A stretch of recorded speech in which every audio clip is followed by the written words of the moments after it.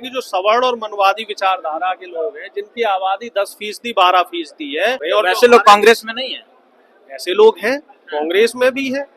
इस बात को तो मैं क्या कह रहा हूँ, इस बात को तो राहुल जी भी कहते हैं कि कांग्रेस में भी ऐसे लोग हैं जो दलित और पिछड़ों को पसंद नहीं करते हैं। अगर आपकी आबादी 5% है तो आप हिस्सेदारी भी 5% लो, हिस्सेदारी 50% मत लो। नमस्कार, जोहार। मैं विवेक कुमार, आप देखना शुरू कर चुके हैं ओबीसी टाइम्स। फिलहाल हम उत्तर प्रदेश की राजधानी लखनऊ में हैं। लखनऊ में अब जिस तरीके से लगातार यहाँ की स्थानीय पार्टियां हो चाहे राष्ट्रीय स्तर की पार्टियां हो, सबका ध्यान केवल और केवल ओबीसी वोट बैंक पे है। वो तमाम ऐसे मुद्दे लेकर के आती हैं जिससे ओबीसी वोटर्स को लुभा सके, क्योंकि सबको इस बात का अब अंदाजा लग चुका है कि ओबीसी निर्णायक भूमिका में इस प्रदेश में है। राजनीति की धुरी है, इस प्रदेश की राजनीति की दशा और दिशा ओबीसी तय करता है। फिलहाल हम जिस जगह पे मौजूद हैं, ये इंदिरा गांधी प्रतिष्ठान है लखनऊ का। यहाँ ओबीसी कांग्रेस ने एक बड़ा कार्यक्रम किया है। तमाम वादे किए जाएंगे, दावे किए जाएंगे। ओबीसी वोटर्स को अपने पाले में करने के लिए तमाम तरीके की नई एक राजनीति की शुरुआत की जाएगी। यहाँ से 2027 का चुनाव ठीक सामने है। मेरे साथ बातचीत करने के लिए कांग्रेस ओबीसी कांग्रेस के प्रवक्ता डॉक्टर अरुणेश यादव जी हैं। बातचीत करेंगे। स्वागत सर आपका। जी बहुत बहुत धन्यवाद।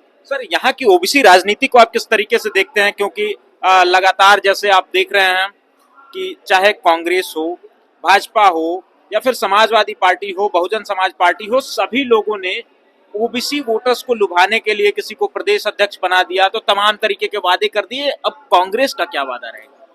देखिए, हमारे नेता राहुल गांधी जी पिछले 5 सालों से हिस्सेदारी और जवाबदेही इसकी बात कर रहे हैं कि ओबीसी समाज पूरे देश भर में अगर गिनती करी जाए तो मोटा मोटी तौर पे 60% है। लेकिन दुर्भाग्य की बात है कि हमारे देश का प्रधानमंत्री अपने आप को पिछड़ा कहता है, लेकिन वो उस पिछड़े को उसकी हिस्सेदारी नहीं दे पाए। तमाम राज्य ऐसे हैं हमारे देश में जहां पर अभी भी ओबीसी को 27% आरक्षण नहीं है, जो कि मंडल कमीशन की जो सिफारिशें लागू हुई थी उनके हिसाब से मिलना चाहिए था। तो उसी मुहिम को लेके आज यहाँ लखनऊ के इंदिरा गांधी प्रतिष्ठान में एक बहुत बड़ा सम्मेलन आयोजित किया जा रहा है, जिसमें देश भर से तमाम पिछड़ों के चिंतक और पिछड़ों के नेता शामिल हो रहे हैं। और इसके लिए जो ओकेजन है वो है महात्मा ज्योतिबा फुले जी की 200वीं जन्म जयंती।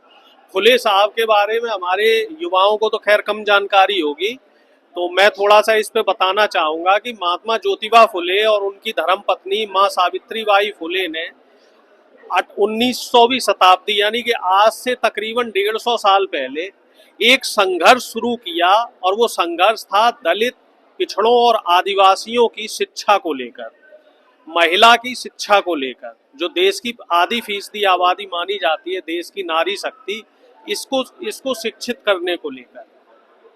उस दौर में चाहे वो सवर्ण समाज की महिलाएं हों, उनको भी शिक्षा का अधिकार नहीं था। वो लोग भी घर की चार दीवारी में रहती थी, उनका काम होता था घर गृहस्थी चलाना, बच्चे पालना।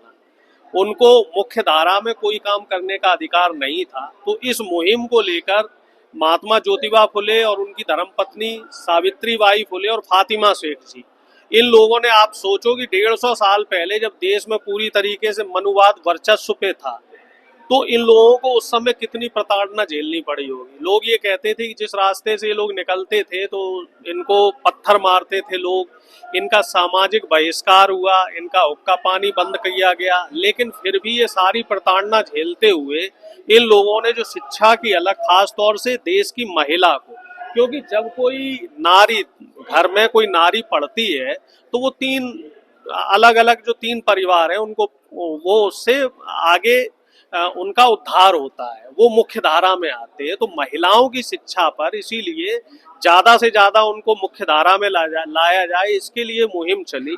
और इसी मुहिम का नतीजा है कि आगे जब बाबा साहब भीमराव अम्बेडकर ने संविधान बनाया तो उसमें नारी महिलाओं को लेके एक विधेयक लाया गया, और उस विधेयक के हिसाब से महिलाओं को शिक्षा का अधिकार दिया गया, मुख्य धारा में आने का अधिकार दिया गया। और अब बात रही जो प्रेजेंट सिनेरियो है उसको लेकर कि इस समय उत्तर प्रदेश में कांग्रेस और सहयोगी दल, खास तौर पे अगर उत्तर प्रदेश की बात करी जाए तो यहाँ उत्तर प्रदेश में कांग्रेस और समाजवादी पार्टी का एक नेचुरल अलायंस है।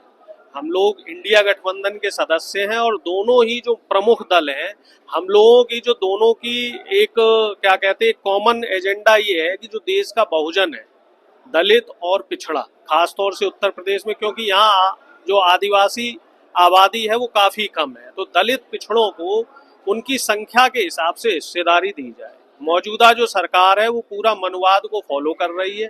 तमाम यहाँ के आप शैक्षिक संस्थान देखो, तमाम जो यहाँ की यूनिवर्सिटी हैं, सभी यूनिवर्सिटी के जो वाइस चांसलर हैं, प्रोफेसर हैं, और जितनी भी नई नियुक्तियां हो रही हैं, हम अगर सिर्फ शिक्षा जगत की बात करें, चाहे वो टेक्निकल यूनिवर्सिटी हो या नॉर्मल यूनिवर्सिटी हो, सभी जगह वाइस चांसलर सवर्ण जाति के हैं।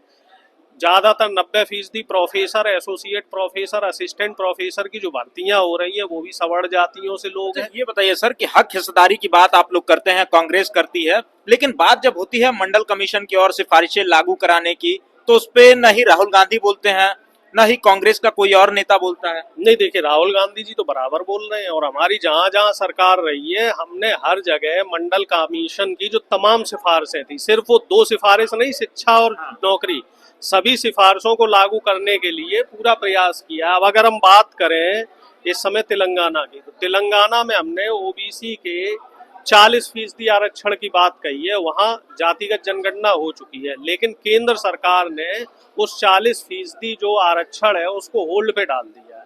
तो आप इससे अंदाजा लगाओ कि केंद्र सरकार नहीं चाह रही है कि पिछड़ों को उसकी हिस्सेदारी मिले। अब अगर हम बात करें मध्य प्रदेश की, हम बात करें छत्तीसगढ़ की, हम बात करें राजस्थान की, हम बात करें झारखंड की, तो इन तमाम जगह जब हमारी सरकार रही तो हमने ओबीसी को, पिछड़ों को, दलितों को, आदिवासियों को उनकी हिस्सेदारी के हिसाब से, आबादी के हिसाब से हिस्सेदारी देने की बात कही थी।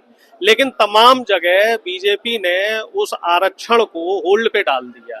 जैसे राजस्थान में हमें 21% आरक्षण है, 27% अनुमोदित किया था, उसको होल्ड पे डाल दिया। मध्य प्रदेश में बहुत बड़ी लड़ाई चल रही है, वहां भी 14% आरक्षण है, कमलनाथ जी ने उसको 27% किया था। और आपको जान के आश्चर्य होगा, उड़ीसा में बीजेपी की डबल इंजन की सरकार है और वहां ओबीसी का आरक्षण अभी 0% है। अब शिक्षा में ओबीसी को मात्र 11% आरक्षण देने की बात कही जा रही है, इम्प्लीमेंट नहीं हो पाया। और इसी तरह से जहां जहां भी बीजेपी की सरकारें हैं, वहां आरक्षण को कमजोर करने का काम बीजेपी द्वारा किया जा रहा है। अब हमारी पार्टी की बात की जाए तो हम लोग जहां जहां भी सरकार में हैं, हम लोग पूरी कोशिश ये कर रहे हैं कि जो देश का बहुजन है, जो देश का बहुजन है, जो देश का गरीब है, शोषित वंचित समाज है, जो गरीब सवर्ण भी है, तो उसको हिस्सेदारी मिले। हिस्सेदारी मिलना बहुत जरूरी है, क्योंकि ऐसे मान के चलो, जो राहुल गांधी जी एक जगह अपने उद्बोधन में कह रहे थे कि देश में अगर 10 इंजन है तो 10 में से 9 इंजन में तो ईंधन ही नहीं पहुंच रहा है, सिर्फ एक इंजन में ईंधन पहुंच रहा है। तो जब तक सभी इंजनों में बराबर ईंधन नहीं पहुंचेगा, तब तक वो जो एरोप्लेन है वो कैसे चलेगा। अच्छा, ये बताइए, आप लोग लगातार ये बात करते हैं, बिहार में भी आप लोग गए, बिहार में भी आपने बात किया, लेकिन जनता ने आप लोगों की बातों को साफ और सीधे तौर पे नजरअंदाज कर दिया। एक बार फिर से नरेंद्र मोदी और भाजपा पे भरोसा जताया है। देखिए, ऐसा है, सरकार में रहना या न रहना ये तो देखिए अलग प्रश्न है। अब बिहार में क्या हुआ है, पूरे देश की जनता ने देखा किस तरीके से एसआईआर के जरिए वोटों को काटा गया। 80 लाख से ज्यादा, 1.5 करोड़ के लगभग वोट काटे गए।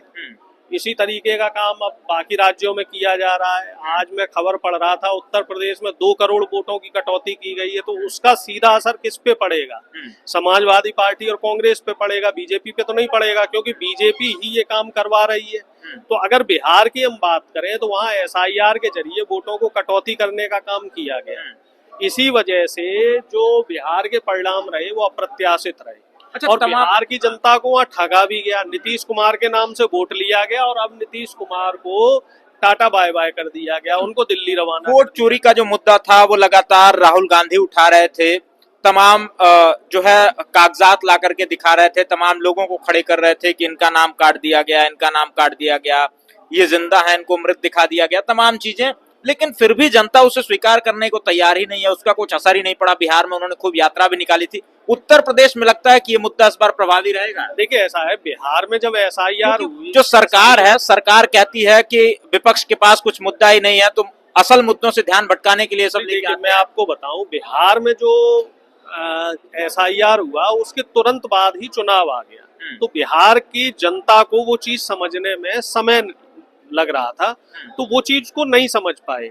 लेकिन अब उत्तर प्रदेश की बात की जाए, उत्तराखंड की बात की जाए, तो यहाँ पे अभी पर्याप्त समय है। तो यहाँ जो विपक्षी पार्टी के, जो हमारी पार्टी के लोग हैं, तो वो लगभग इसी तरह के जो आयोजन है सभी जिलों में हो रहे हैं, और इन आयोजनों का जो मुख्य उद्देश्य है वो यही बताना है कि SIR के जरिए जो वोटों की चोरी हो रही है उससे किसे नुकसान हो रहा है, उससे देश के दलित और पिछड़ों को नुकसान हो रहा है।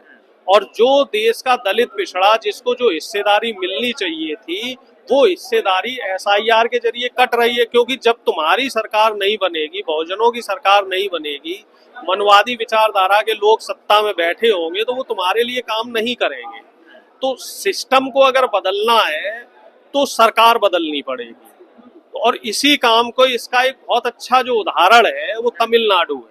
तमिलनाडु में आपको जान के आश्चर्य होगा कि विपक्षी पार्टियों के साथ बीजेपी ने भी कोई ब्राह्मण प्रत्याशी मैदान में नहीं उतारा है। ये अपने आप में एक बहुत बड़ी बात है कि तमिलनाडु की राजनीति में ब्राह्मण जरा भी उसकी कोई तवज्जो नहीं है। आप लोग भी ब्राह्मणों का बायकॉट करेंगे क्या? नहीं, हमारा बॉयकॉट किसी से नहीं है। हम तो ये कह रहे हैं कि आपकी जितनी आबादी है आप उतनी हिस्सेदारी लो। अगर आपकी आबादी 5% है तो आप हिस्सेदारी भी 5% लो, हिस्सेदारी 50% मत लो। लेकिन बीजेपी के लोग क्या करते हैं कि जो सवर्ण और मनवादी विचारधारा के लोग हैं, जिनकी आबादी 10%, 12% है, उनको 50% हिस्सेदारी देने की बात कर रहे हैं। और वैसे लोग कांग्रेस में नहीं है? ऐसे लोग हैं, कांग्रेस में भी है। इस बात को तो मैं क्या कह रहा हूँ, इस बात को तो राहुल जी भी कहते हैं कि कांग्रेस में भी ऐसे लोग हैं जो दलित और पिछड़ों को पसंद नहीं करते हैं। और ये लोग आप देखो धीरे धीरे बीच बीच में अपना रंग भी दिखाते हैं, और आए दिन इन लोगों की जो एक्टिविटी है वो भी आपको दिख जाती है। मोर और लॉस देखा जाए तो लगभग सभी जितनी भी राजनीतिक पार्टियां हैं, सभी पार्टी में ऐसी ब्राह्मणवादी और मनवादी विचारधारा के लोग बैठे हुए हैं। इस बात को आप पूरी जिम्मेदारी से कह रहे हैं क्योंकि आप राष्ट्रीय पदाधिकारी हैं कांग्रेस मैं के? पूरी जिम्मेदारी से कह रहा हूं कि हमारी पार्टी में भी, मैं फिर कह रहा हूं कि हमारी पार्टी में भी ऐसी मनवादी और ब्राह्मणवादी विचारधारा के व्यक्ति बैठे हुए हैं जो विद इन दी पार्टी दलित, पिछड़ों और आदिवासियों को जो उनका हक पार्टी के अंदर मिलना चाहिए, भाई सत्ता में जब आएंगे, लेकिन जो पार्टी के अंदर पद मिलने चाहिए, जो हिस्सेदारी मिलनी चाहिए, वो नहीं मिलने दे रहे हैं। अब आप बताइए, कांग्रेस पार्टी में कितने मीडिया पैनलिस्ट दलित, पिछड़े, आदिवासी है? कांग्रेस पार्टी में अगर नेशनल ऑफिस बियरर देखे जाएं तो वो कितने दलित, पिछड़े, आदिवासी है? अपेक्षाकृत उतने नहीं है जितने होने चाहिए। और इस बात पे राहुल जी का विशेष ध्यान है, और राहुल जी बराबर इस बात की सोशल इंजीनियरिंग कर रहे हैं। और इसका असर हमें देखने को ये मिला है कि जो राष्ट्रीय सचिव है, महासचिव से नीचे जो राष्ट्रीय सचिव होते हैं, उसमें दलित, पिछड़ों और आदिवासियों की संख्या बढ़ रही है, और अपेक्षाकृत जो युवा लोग हैं उनको मौका दिया जा रहा है। तो इस चीज को, इस सिस्टम को अभी पूरी तरीके से विद इन पार्टी डेवलप होने में समय लगेगा। हालांकि हम लोग पूरे प्रयासरत हैं, और इसी तरीके से जैसे आज ज्योतिबा फुले जी की जन्म जयंती पे प्रोग्राम हुआ है, इसी तरीके से जो कार्यक्रम है, इन कार्यक्रमों के जरिए जो कार्यकर्ता हैं, जो पार्टी से जुड़े हुए कार्यकर्ता इंडिया गठबंधन के, उनके अंदर जागरूकता फैलाने का काम हम लोग कर रहे हैं। चलिए ठीक है, हमारे साथ कांग्रेस पार्टी के राष्ट्रीय प्रवक्ता डॉक्टर अरुणेश यादव जी थे, जिनसे लगातार हमारी बातचीत हो रही थी। अब डॉक्टर अरुणेश जी का सीधे तौर पे अपने पार्टी पे ही ये आरोप है कि पार्टी में जो भी पदाधिकारी हैं वो आबादी के अनुसार उन्हें वो पद नहीं दिए गए हैं। सबसे ज्यादा जगहों पे सवर्ण समाज के लोग ही काबिज हैं। तो ऐसे में ये बड़ा सवाल खड़ा होता है कि जिस हिस्सेदारी और भागीदारी की बात राहुल गांधी करते हैं, जब वो अपनी पार्टी में ही उस तरीके का वर्गीकरण नहीं कर पा रहे हैं, वैसा पद पिछड़े और दलितों को नहीं दे पा रहे हैं, तो क्या वो जिस हक और हिस्सेदारी की बात समाज में करते हैं, सरकार बनने के बाद करते हैं, क्या वो दे पाएंगे? ये बड़ा सवाल है।